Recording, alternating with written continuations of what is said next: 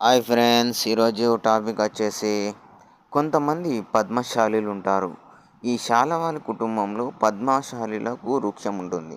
పద్మశాలులకు బట్టల వ్యాపారంలో వాళ్ళకు తిండి దొరకక వారు చేసే తప్పులేంటియో వాళ్ళు ఇతరు విన వాళ్ళకు శాపాలను ఎట్లా సెండ్ చేస్తారో చూద్దాం. అయితే పద్మశాలులు ఎక్కువగా పెళ్లి కాని వారిని టార్గెట్ చేస్తూ ఉంటారు. వీళ్ళు శాలవాలుగాను తెల్ల శాలవాలు, నల్ల శాలవాలు అని వంశీక వృక్షాలుగా డివైడ్ అవుతారు.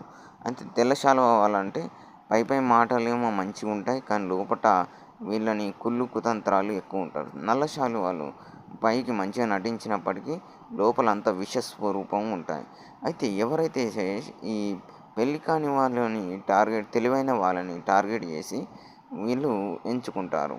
కొంతమంది శాలవాలు ఇదే ప్లాన్‌తో వారు కొంతమందిని చంపుతుంటారు. అది ఎలాగంటే, ఫర్ సపోజ్ మీ దగ్గర క్లాత్ ఉన్నది.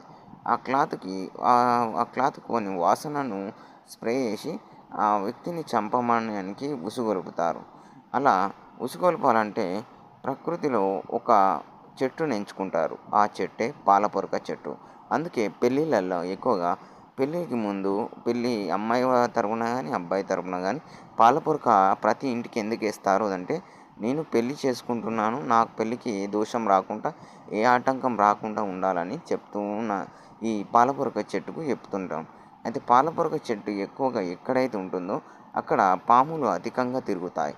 పాములు ఈ పాలపొరక చెట్టు ఉన్న స్థలంలోనే ఎక్కువగా సెక్స్ చేస్తూ ఉంటాయి. అంటే కలవడానికి ఇష్టపడుతుంటాయి. కొంతమంది శాలవాళ్ళు ఈ వాళ్ళకున్న తెలివి తక్కువతనాన్ని తెలివైన వాళ్ళ నుంచి గ్రహించడానికి ఈ వ్యూహాన్ని వాళ్ళకు బట్టల విద్య అంటే వాళ్ళు తయారు చేసే బట్టల ద్వారా వాళ్ళకు దోషాలన్నీ వాళ్ళకు అంటేలాగా కులస్తులు పద్మశాలులు చేస్తారు. ఇది చేయడం మార్కండేయుడి కుటుంబానికి చెందిన వాళ్ళే ఎక్కువ చేస్తుంటారు. ఎందుకంటే మార్కండేయుడే శివుడు పూజించి బతికినవాడు. సో ఈ పద్మశాలులని చంపాలంటే అంటే బట్టల వ్యాపారులని మంచి వాళ్ళు ఉంటారు, చెడ్డవాళ్ళు ఉంటారు. చెడ్డవాళ్ళే అధికంగా ఉన్నారు కాబట్టి ఈ శాల వాళ్ళని అరెస్ట్ చేసినా తప్పు లేదు. పాలపొరక చెట్టు ఏ శాలది పెంచుకున్నా వాళ్ళని అరెస్ట్ చేయాలి. గరుడ పురాణం ప్రకారం వీరికి భయం, ఆందోళన, చింత లగ్నం, గ్రహస్థితి లగ్నం కరెక్ట్ ఉండవు. సో వీరు తెలివైన వాళ్ళని ఎంచుకొని వాళ్ళ తెలివిని వాళ్ళకు అనుకూలంగా మార్చుకొని శృంగారం కానీ, వ్యామోహాన్ని కలగజేసి వాళ్ళ సెక్స్ ఎనర్జీని లాక్కుంటారు ఈ పద్మశాలులు. అందుకే పద్మశాలులు దండివారు, మంత్రగాళ్ళని కొన్ని గ్రంథాలు కూడా రాసి పెట్టారు మన పూర్వీకులు. ఈ శాల్వ వృక్షాలలో అందరూ నేను కులాన్ని అంటలేను.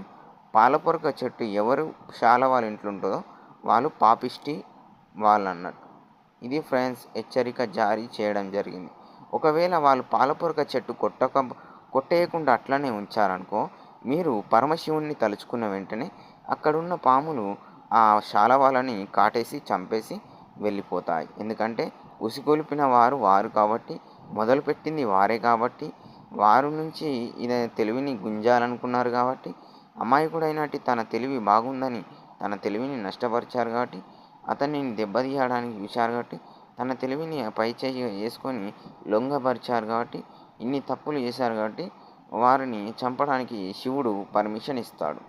ఇది ఫ్రెండ్స్, చాలా వాళ్ళతోటి జాగ్రత్తగా ఉండండి. మీ ఫ్రెండ్స్ చాలా వాళ్ళు అయితే ఈ విషయాన్ని షేర్ చేయండి.